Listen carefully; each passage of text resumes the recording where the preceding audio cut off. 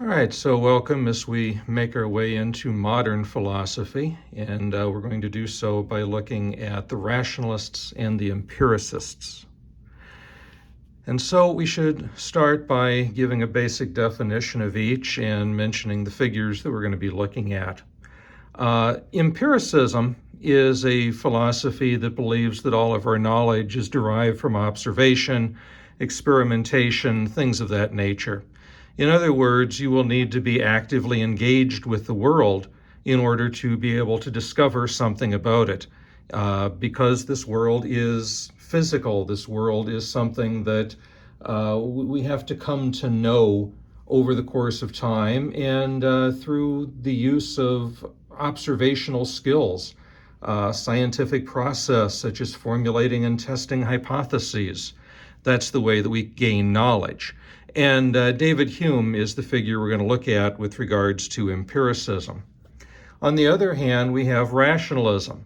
The rationalist believes that all of our knowledge is derived from reason, from logic, from the workings of the human mind. And so it is purely a mental exercise.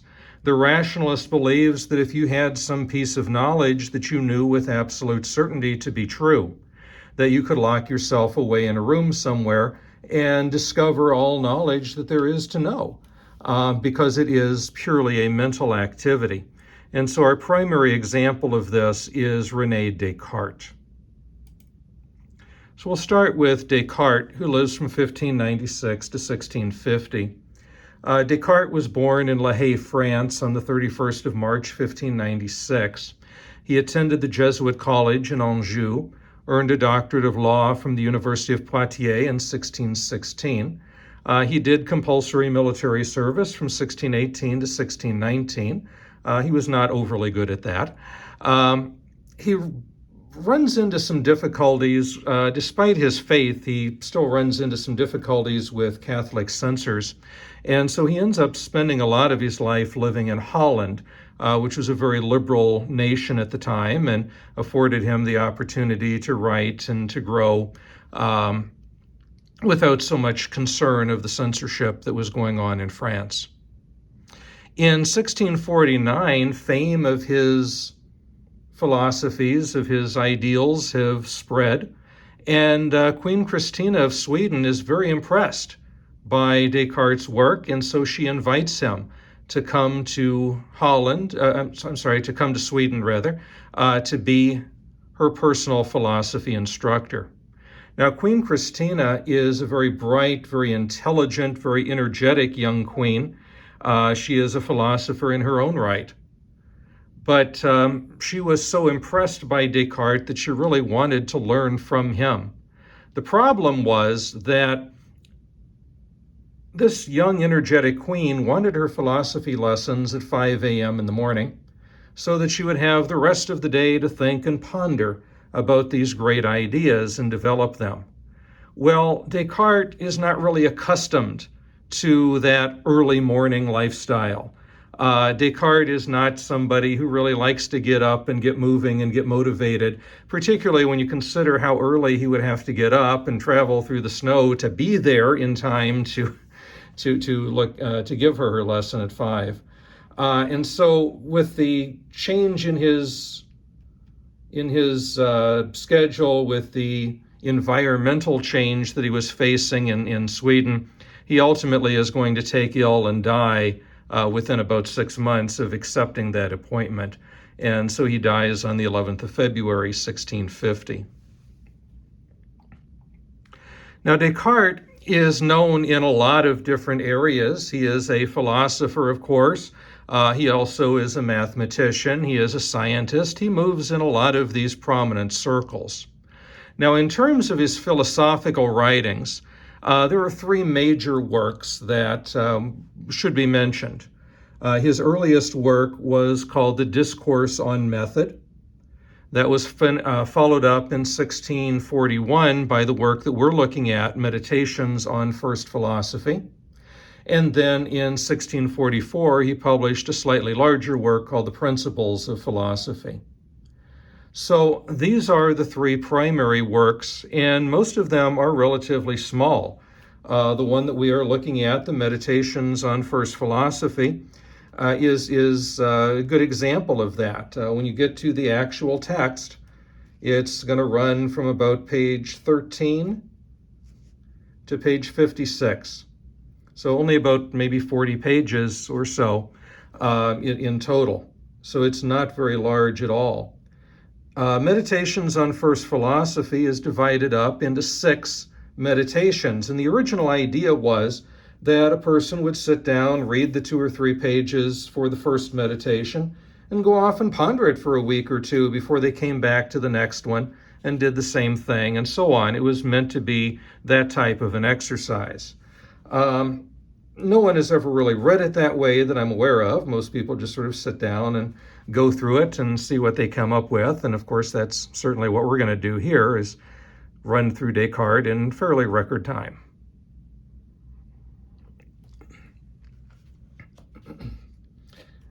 What Descartes is going to do in this first meditation particularly, and the meditations in general really, is to use this rationalist philosophy, this idea of working through the mind, and its purpose is for him to eliminate skepticism. Descartes sees skepticism as something bad, as something negative, and because it implies doubt. We don't like doubt. Doubt makes us question things. We want certainty in our knowledge. And so Descartes believes that he needs to develop a philosophy that eliminates doubt, that eliminates skepticism. But he is going to use a sort of natural skepticism to force us to seek what he calls an absolute axiom. An absolute axiom is something that is indubitable, something that is unquestioned, something that is absolutely true and can never be doubted. And he argues that once we have that basic axiom, then from that point, all we need to do is use logic to rebuild our knowledge base. I mentioned that Descartes was a mathematician and scientist as well as a philosopher. And if you've studied any mathematics at all, I'm sure you've come across the Cartesian coordinate system that was created and named after Descartes. But we also know that mathematics is, as we've seen in other figures such as Pythagoras, it's a discipline that is absolute. And so if I start with one axiom such as 1 + 1 = 2, if I know that with absolute and unquestioned certainty, then I can rebuild my entire knowledge base from that point without ever experiencing anything else in the world. I can simply use reason and logic to create an entire, completely true mathematical system based upon that one absolute axiom. And that's, he says, is what he wants to do in terms of this Meditations on First Philosophy. He wants to give us a way of breaking everything down to its core foundation and then rebuilding our knowledge upon the grounds of logic and reason so that there is no doubt, there is no question, there is no skepticism that comes into play.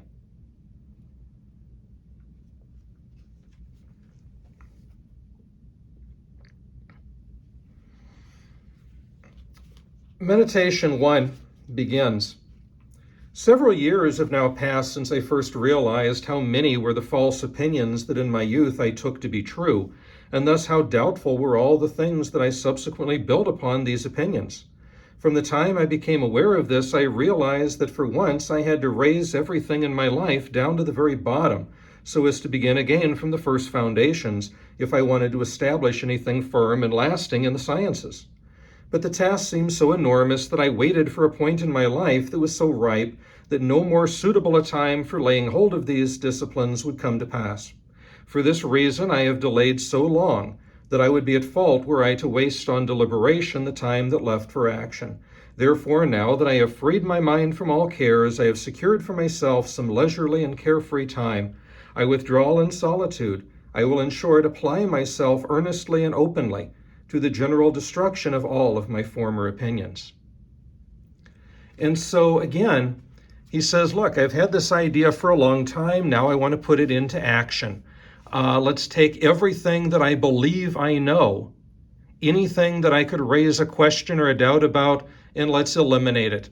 Let's raze it to the ground and start fresh. Destroy anything that can be doubted. Find that one indubitable absolute axiom, that one thing that can never be doubted, and rebuild our knowledge base. And that's where real knowledge, absolute knowledge, is going to come from. One of the things that we learn from Descartes in this first meditation is his attack on empirical knowledge. Empirical knowledge, he indicates, is very easy to doubt because our mind misleads us. We can be fooled into believing something that isn't true because of sight, sound, touch, and so on. Imagine this rope that you see on the screen here. This is just a piece of rope. But if it were laying on the ground in a dimly lit room, maybe lit by candlelight where the light is flickering, it could cause it to appear as though that rope were moving, and you might believe that there's a snake on the ground and become frightened because you perceive something that wasn't there. Or maybe like Bill Shatner, you might look out of the airplane window and see this monster ripping apart the engine that nobody else is able to see. Is that a trick of the light? Is there something actually out there? We only find that out in the Twilight Zone. The point is that our senses can deceive us. They can mislead us in so many different ways. And it becomes hard for us to trust our senses. We may believe we hear something that's actually something different than what we think it is. We may see things that we believe are different or taste things and so on. So our senses are very deceptive. It doesn't make sense, he believes, for us to maintain them, to keep them.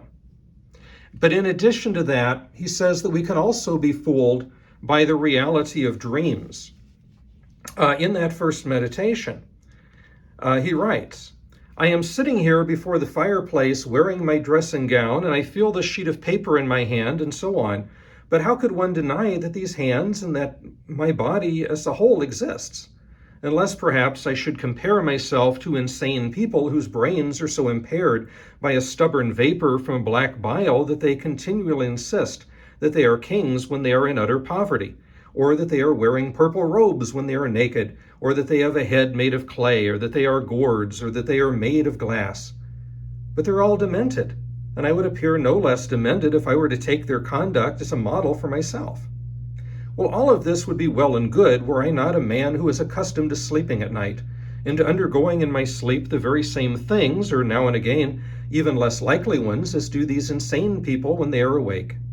How often has my evening slumber persuaded me of such customary things as these, that I am here clothed in my dressing gown, seated at the fireplace, when in fact I am lying undressed between the blankets. But right now I certainly am gazing upon this piece of paper with eyes wide awake. This head which I am moving is not heavy with sleep. I extend this hand, and consciously and deliberately I feel it. These things would not be so distinct for one who is asleep. But this all seems as if I do not recall having been deceived by similar thoughts on other occasions in my dreams. As I consider these cases more intently, I see so plainly that there are no definite signs to distinguish being awake from being asleep. I am quite astonished, and this astonishment almost convinces me that I am sleeping. So we know that dreams are very real. That's why they can frighten us sometimes. Now, if you're having a nightmare of some monster chasing you down a corridor, then, when you wake up, you're going to be perhaps taking a second or two to realize you're back to reality, but I think you generally know that what you've just had was a dream. But what happens when you dream about things that are very ordinary, very mundane? If that happens, then it becomes difficult sometimes to distinguish what was the dream and what was reality. Some people believe that déjà vu is caused by the fact that we as individuals have these dreams, and then something like those dreams becomes a reality, and so we feel that we've experienced it before. Sometimes we have dreams about something that maybe we had intended to do, and so now we think we've done them. We can be fooled, we can be deceived by our dreams. And so putting this into a simple argument, we could argue with the first premise that empirical knowledge can only be trusted if I know that I'm not dreaming. So the only way that I can be sure of the things that I see and touch and taste and smell, those things that are known to the senses, the only way I can do that is that if I know for sure that I'm not dreaming. But premise 2 tells me that there is no conclusive way to distinguish dreaming from being asleep. And if that's the case, then there is no conclusive way of empirically possessing the truth. Hence, empiricism can be brushed aside as an unreliable form of knowledge, promoting, of course, the rationalist view that Descartes wants us to use. Now, of course, just as Descartes has gone through and created this argument to show us how empirical knowledge could be questioned or doubted, the same is true for all of the other basic forms of knowledge. We have here what's known as Descartes' pyramid, and Descartes' pyramid demonstrates the different types or different levels of knowledge that exist. There's the empirical knowledge, primary knowledge, mathematical knowledge, knowledge of God, and metaphysical knowledge. Now, when we look at a pyramid, the strongest part of the pyramid, the foundation, is the part that would be hardest to topple. Whereas the height, that little tip on the top, that would be the easiest to knock off. And so the weakest knowledge is found at the top, the strongest is at the bottom.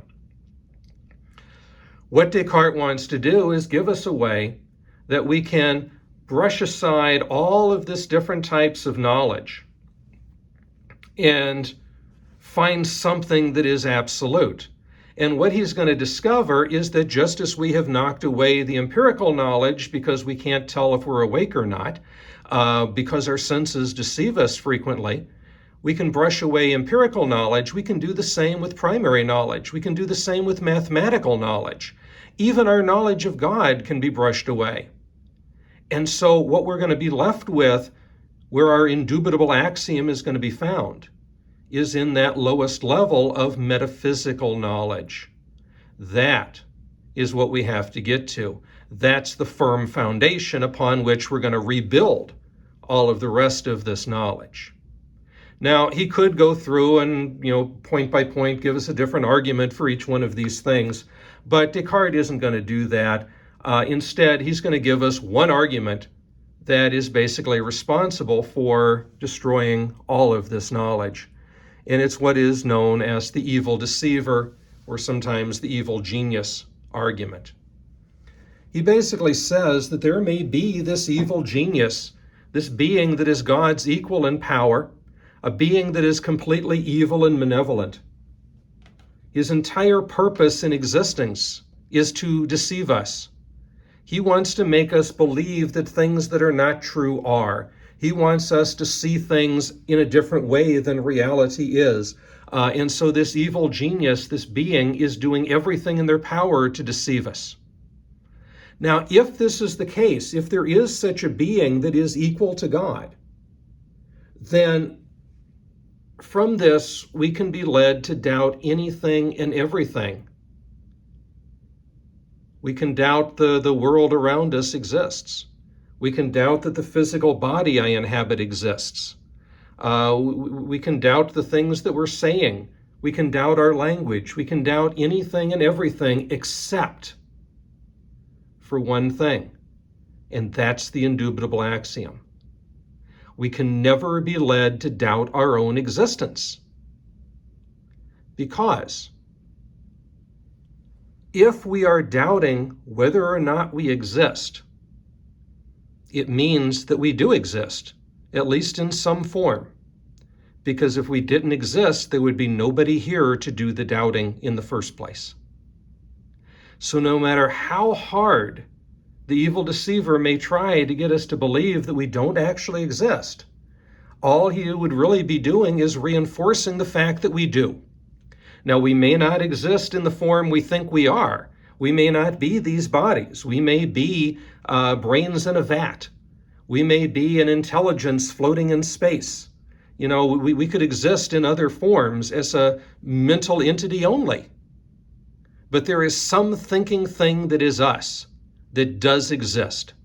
Because if we didn't exist, there would be no one to do the doubting. And so we get his famous phrase, cogito ergo sum. I think, therefore I exist. Or I think, therefore I am. The very fact that I can think, the very fact that I'm capable of being misled or deceived, means that there is some thinking thing that is me that exists. And once I have that basic axiom, I can begin to rebuild my knowledge base from that point. Once I know that there is some thinking entity that is me, then I can begin to recreate my physical form from that extension. And I can reclaim my understanding of God through the use of reason.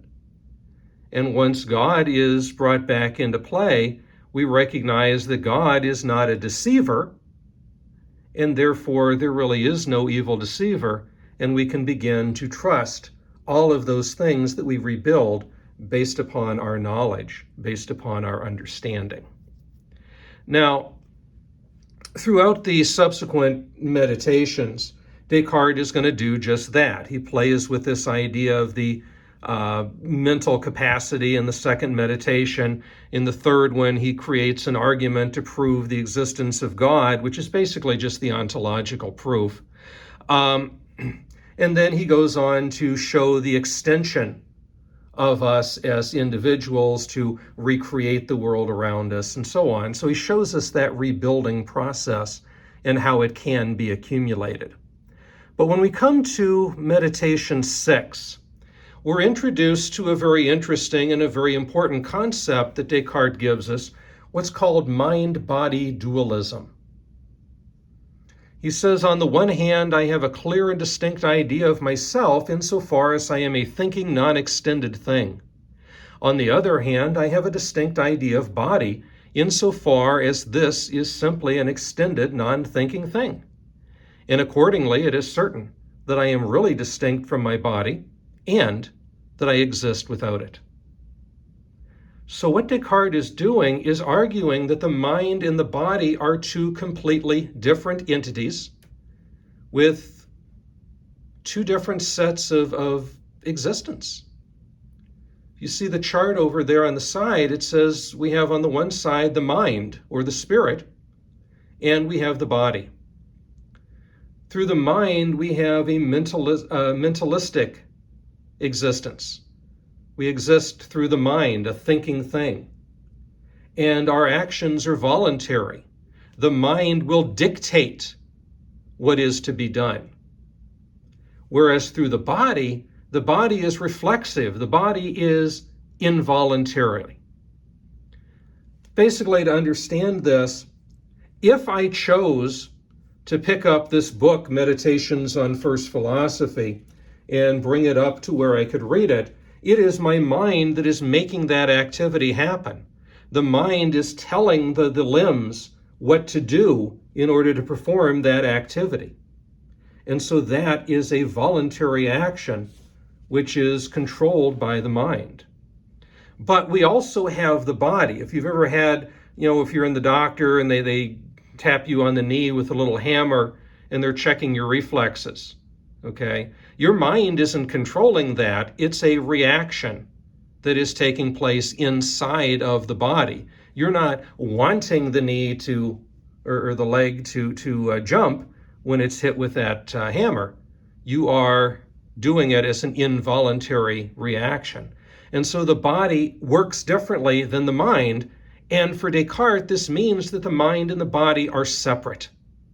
We could effectively separate these two entities. We could take them apart. And obviously, if the body existed without the mind, it would just sort of lay there as a dead husk. But Descartes recognized that it is possible that there might still be some motor reactions that take place. As an example, when an individual dies, the brain function, the mind should stop functioning within the body, but yet the fingernails continue to grow. Hair continues to grow. And so there are certain things that carry on. Life carries on, in a sense, even without the brain being involved. And likewise, if we were to take the brain away from the body, perhaps that brain could exist, as we've seen in science fiction movies, as a brain in a vat. And although we think of that as sort of 20th century bad science fiction, Descartes actually, 300 years before the earliest writings of science fiction, is already coming up with this idea that we could be nothing more than a brain in a vat, having that separate existence, thinking and creating a world around us mentally that isn't actually part of us. Now, of course, he's going to understand that the body and the mind are usually going to be part of the same entity, right? Because the body is there as a casing for the mind, so that the mind can carry itself from one part of the world to another. But he still theoretically argues that they could separately exist, that you could have one without the other. And that's mind-body dualism. We get this argument in Meditation 6 for distinguishing the mind from the body. It says, if I clearly understand one thing to be distinct from another, then it is distinct. I clearly understand that I exist as a thinking thing. I do not clearly understand that I exist as a body. Therefore, I am mind and nothing more. Hence, the idea that the mind is something separate, is something distinct from the body. Through that mental process, I know with absolute certainty that I exist as some kind of thinking thing. But through the mental process, I don't clearly understand that the body exists, because the body could technically be an illusion that is created by the mind. And so we can argue that the mind is separate, the mind is distinct from the body. But he's going to go on to argue that we can argue that the body does in fact exist. He says, I can understand myself without imagination and sense, but I cannot understand imagination and sense without attributing them to a thing that thinks. I have the ability for movement, and movement is a power of extended things only. The mind cannot move on its own. Therefore, while I am primarily a thinking thing, I also have an extended body. Okay. Basically, what this argument comes down to is the fact that I know, or can know, that I do have a physical body, that this body does exist, because the mind goes different places. It experiences different things. And the mind is not capable of moving on its own. The mind doesn't have legs. It doesn't have the ability for movement. It needs a vehicle to transport it. And so there must be a body in order to transport that mind. And once we have discovered that not only does the mind but the physical body exist, I can then go on to argue that material objects also exist. So by similar argument of extension, material objects have existence. Now it's clear that the body, which is real, has capacity for movement, right? We saw from the last argument that there is a body and that body is able to move from one place to another. The body's movement may also interact with material things. So I'm capable of picking up this book and reading it. The people on the screen are capable of picking up those chess pieces and moving them around the board. We can interact with the things that exist here. And, very importantly, as we saw back in Meditations 3 and 5, God is not a deceiver. And once we have established that God is not a deceiver, then I know that I can trust what has been derived here through my mental activity, through my use of reason. And I can come to believe that material things do in fact exist in the world that we're living in.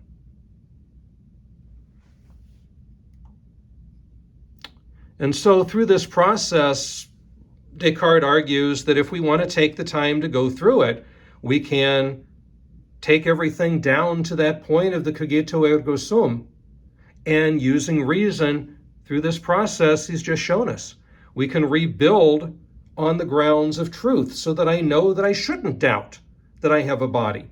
I shouldn't doubt that I'm capable of interacting with the world. I shouldn't doubt that the world around me exists. But on the other hand, he does leave us with this rather Platonic warning. He says we must recognize that once we have raised all things that may be doubted and rebuild our knowledge upon the foundations of logic, we will possess absolute knowledge. But what we uncover may not resemble what our senses tell us is so. So just like in Plato's allegory of the cave, these individuals have been shown these shadows on the wall, and because they've known no other life, they've believed that to be reality. Now, those shadows do resemble the reality. You can tell from what's on the screen there that that's a shadow of a chair and a table and a cat. So there is a resemblance there, but they're two-dimensional. They're solid black images on the wall. There's no great depth or color or reality. A lot of the things that make it what it is are not experienced, are not known through the senses of those prisoners. Well, it could still be the same way for us. We can come to mentally uncover the reality, the truth, but it may not 100% mesh with what our senses tell us is the truth. So his final warning is simply do not fall back on your old ways. Don't retreat back inside the cave. Once you have been brave enough to stand outside the cave, stay there. No matter how odd or strange it seems, stay there, because there you have truth. Right? Don't fall back to your old ways once you've discovered the ultimate truth, because that's what you sought. That's what it is to be a philosopher, is to seek that absolute truth.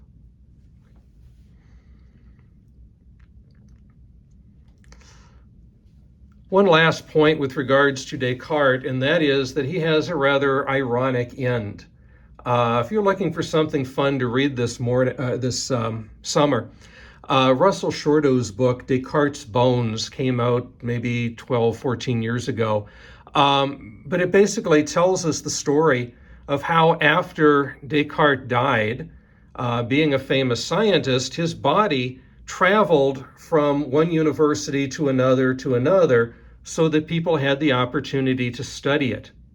Well, at some point after it becomes just bone, the head separates from the body and they begin traveling separately to different locations.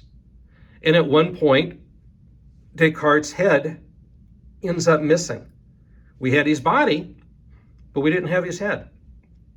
And it wasn't until much, much later, really within the last, well, the book was 14 years ago, probably 10 years or so before that, so maybe the last 25, 30 years, that we actually discovered where Descartes' head was.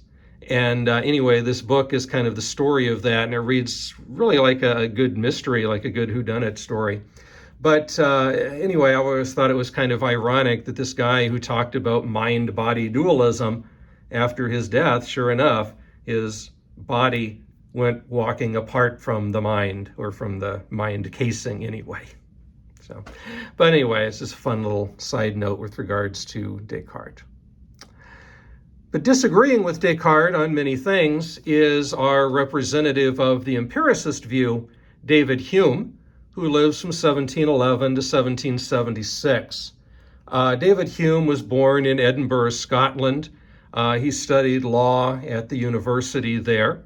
Upon his father's death, he traveled to France, where he spent 5 years largely in isolation, writing and working on this great work here called A Treatise of Human Nature. Now, Hume believed that this treatise of human nature was one of the great philosophical undertakings of the world, that it would ultimately give us the ultimate answer to everything But when it was published, it was, as he put it, it fell dead born from the press. It was too thick, it was too tense, too dense rather. Nobody really wanted to give it a chance. And of course, he was very disappointed by that. But instead of giving up, what he does is to go back and rewrite these works in smaller, more reader-friendly situations. And so the inquiry concerning human understanding, which is what I'm primarily talking about here, is one of those. What he does is he takes all of the stuff with regards to epistemology, with regards to the theory of knowledge, and he puts it into this 100-page book. The inquiry concerning the principles of morals. He takes everything he says about morality, about ethics, puts it into this little 100-page book. And so instead of this big, massive tome, he gives us much more reader-friendly, quick bite sections on a topical theme. And these go over very well. They make his career for him. And so although I'm going to talk a little bit about the principles of morals, I want to focus primarily on the inquiry concerning human understanding, because that's really where we see this primary view of empiricism coming through. Now, in addition to being an empiricist, someone who believes our knowledge is going to be derived from observation, from experimentation, from formulating and testing hypotheses, and so on, he is also a skeptic. He is also a nominalist. You may recall from the lecture, the Middle Ages lecture, that much of what Hume gives us is really just a rehashing, a rewriting of what was said 500 years earlier by William of Ockham. And so Ockham was also a nominalist. He was also a skeptic. He was also essentially an empiricist, even though we hadn't really coined the term yet. But this idea of skepticism is going to put Hume separate from Descartes. Because remember, Descartes saw that skepticism was a positive thing. Descartes saw that skepticism was a negative thing because that led to doubt, and we didn't want any doubt, we wanted certainty. Hume, on the other hand, is going to argue that skepticism is actually the greatest gift that we have, and that we need to make use of skepticism. We need to embrace skepticism, because that doubt causes us to raise questions, to challenge the knowledge that we possess. And this is ultimately what keeps us moving forward, so that we have more knowledge that can be acquired. Now, it's worth noting that with skepticism, there are two specific types, what's called academic skepticism and Pyrrhonian skepticism. Academic skepticism is derived from Plato. Plato's school was the academy. That's why it's called academic skepticism. And this is essentially the belief that in this world we can have no real knowledge at all. Because as Plato showed us, real knowledge resided in that other realm, in that realm of being. And we live here in this changing world of becoming. So how can there be any real knowledge of something if as soon as you've discovered the truth of it, it changes? Knowledge has to be absolute, permanent, stable, all those things that make up the realm of being. And so for an academic skeptic, there is no real knowledge to be found in this world. That is not what Hume is. He is not an academic skeptic. He is a Pyrrhonian skeptic, which is derived from the Roman philosopher Pyrrho. Pyrrho argued that there is genuine knowledge in this world, but we can never be certain that we possess it. The reason being that since all of our knowledge is based upon observation, it uses this empirical method, then all I can really do is try to verify, but what does that get me? We take, for example, we talked about this with regards to William of Ockham. If I take a pen and I release the pen falls. And I see that happen. and I do it again, and it happens again and again and again.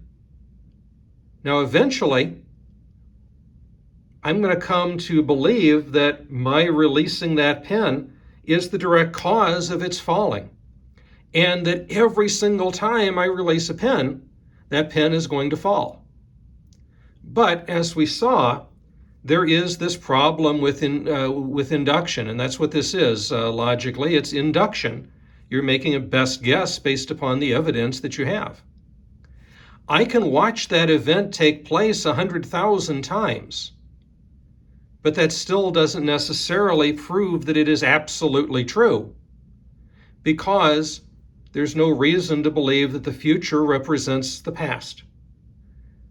Because the way things are now, this happens doesn't necessarily mean that they will remain that way. It is always possible that at some point in the future, something could alter and change, and I will go to release that pen, and it's going to float, or it's going to rise, or it's going to shift to one side or the other. It's going to do anything other than fall. And so because that possibility exists, because the future is unwritten and contingent, we can't know with absolute certainty that release is always going to lead to fall. Now, if one time I release it and it doesn't fall, then I have falsified that theory, and that gives me an element of knowledge. But to try to prove something as true is ultimately impossible, because all we're ever using is induction. All we're ever doing is taking the information we have at the moment and trying to make our best guess based upon that information. Okay? And so this is the type of skepticism that David Hume embraces, this Pyrrhonian skepticism. We should never say, I am 100% sure. We can say, this seems to work, this is logical, I'm going to bet on this in the moment, but we should realize that our knowledge is always subject to change, and that's a good thing. We shouldn't try to eliminate that skepticism. We should use that skepticism, use that doubt, so that we can continue to advance ourselves and advance our understanding of the world. Nominalism, as we learned also through William of Ockham, is the belief that only particulars exist. It is a rejection of any type of realism, such as we saw with Plato or Aristotle. So again, David Hume is an empiricist, a skeptic, and a nominalist. When we talk about the concept of knowledge, David Hume says that knowledge is divided into two areas, what he calls relations of ideas and matters of fact. Relations of ideas are things that are known intuitively, things like mathematics and geometry. With mathematics, as we saw with Descartes, rationalist knowledge works there because you're not dealing with real physical things of the world, you're dealing with things that are purely mental concepts. This again takes us all the way back to Pythagoras. When I say that 1 + 1 is 2, all I'm really saying is that if I take this and stick them together, I have those. And that concept will never change. The symbolism might change, the words might change, but the core concept behind it will always be there. It will always be the same. And so this is knowledge, these relations of ideas are knowledge that really works mentally in no other way. But most of our knowledge is not like that. Most of our knowledge is what he calls matters of facts. These are contingent things that while they're real, they didn't have to be. So the room that we're in right now, the building that we're in, exists as a matter of fact. But there's nothing that says that it's a preordained fact that this building has to be here or that this room has to be here. This building could have been built under a different design. This building could have been built somewhere else or not built at all. And so it's a matter of contingency based upon the choices of human beings that it exists. And so these things are real, but they didn't have to be. And that's the way most of the world is. There's very little other than, those mathematical concepts that are not purely contingent. And so this would imply that there is a subjectivity to the world that we're living in, not an objectivity. There are not absolutes to be found like Descartes wants, because most of our knowledge, again, is something that is constantly changing because we're in a changing world. And the knowledge that we have is only knowledge because we've created it based upon the information that we have. 1,000 years ago, people determined that the Earth was the center of the universe. Why? Well, because when I stand here on the Earth, it doesn't feel like I'm moving. And when I look up at the sky, it looks like the sun is arcing across the sky. It looks like the constellations and the planets are moving around us. It doesn't look like we're going anywhere. And so based upon the knowledge at the time, it made sense to conclude that the Earth was the center of the universe. Now, Galileo comes along, he develops a much more powerful telescope, he's able to look further into space, take different mathematical calculations, and he says the Earth is not the center, we're moving around the sun, along with these other planets. And he revolutionizes our knowledge, our understanding of the world. The sun is the center of the universe, not the Earth. And of course, when Einstein comes along, he argues that there actually is no center to the universe at all. He doesn't dispute the fact that we are moving around the sun, but he does dispute the fact that there is a center to the universe at all. And so as our technology advances, as our culture advances, as our ability to perceive and understand advances, our knowledge grows with it. But our knowledge is always based upon the information that we have at present. And there's no way for us to know if we've got all the facts we're ever going to have on the subject, which means there's always the possibility that the information we believe very firmly to be true now might eventually prove to be false. So knowledge, again, other than those rare relations of ideas, only things like mathematics do you find truth in. Everything else is my best guess based upon the information at hand. And that's what the empiricists operate from, is that standpoint.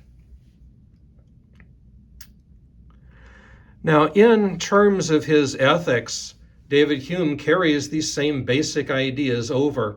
And in his work on ethics, he raises two basic questions. First, is morality based upon reason or is it based upon sentiment? And the short answer, it's based upon sentiment. Descartes, like Plato, like Aristotle, like basically everybody who came before him, would argue that morality is about reason. Like we saw with the ethics of Aristotle, it is the fact that we have this rational side of the mind that allows us to override our animal instincts that makes us moral creatures. But David Hume challenges that, and he says, no, you don't rationalize and think your way through morality because it's not an absolute situation. Every situation you find yourself in is going to be different and unique from every other situation, which means that you have to judge each one on its own merit and decide in that moment what is the right course of action. And so you don't think your way through that, you feel your way through it.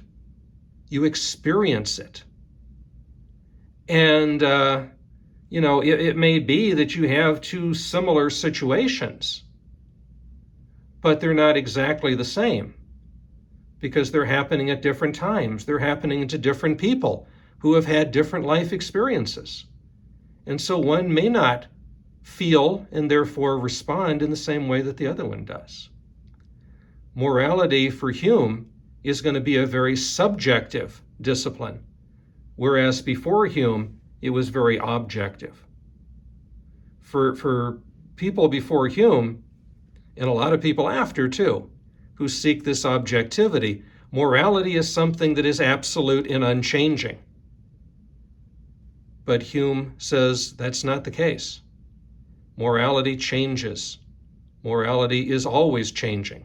If I travel from one part of the world to another, I will find that what's morally right in one place may not be morally right in another. If I look back through the course of history, I will find that things that were morally wrong in the past may not be perceived morally wrong today.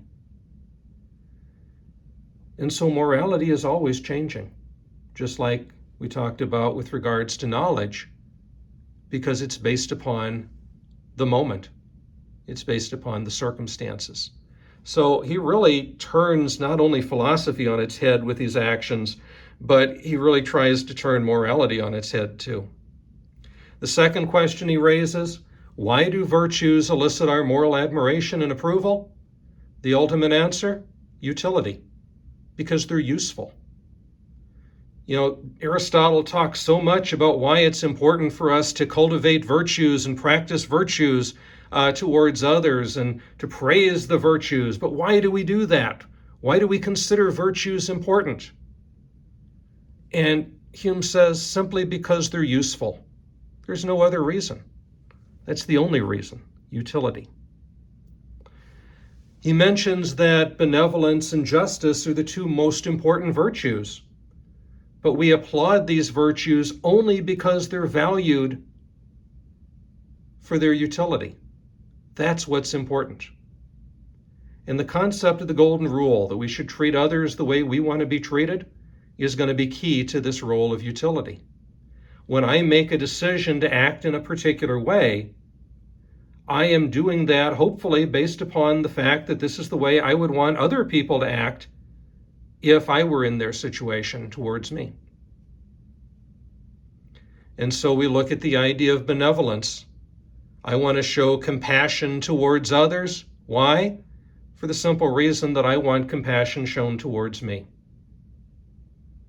Even though I may be doing fine now, because the future is contingent, we don't know what's going to happen, and at some point I may need the help of other people. If I don't give others that help when I have the opportunity, why should they give it to me when I need it?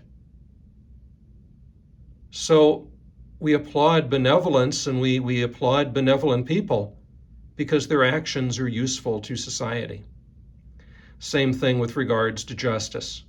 If I want to make sure that I treat other people fair and equitable in all of my dealings, why? For the simple reason that that's the way I want to be treated in mine. And so in essence, this is what we find is that for David Hume, morality comes from the standpoint of sentiment and emotion. We feel our way through a problem, and we act based upon what is useful to us, not based upon some pre-established objective principle. And so hopefully, through what we've looked at here today, you're able to see the difference between the approaches of Descartes and his rationalistic view and Hume and his empiricist view, so that you can understand that their approach is really stemming, I think, from their basic belief that on the one hand, there is such a thing as absolute knowledge that we can discover, Descartes' view, and the fact that there is not an absolute truth, that all truth is relative to the situation, which is the view that Hume is going to give us. And their differing views on how philosophy works really comes from that perspective, from that disagreement. And a lot of modern philosophy is also going to be based upon this groundwork. And we're going to see individuals moving towards that rationalistic view, but we're going to see a lot more following in the footsteps of David Hume and perceiving this subjective worldview.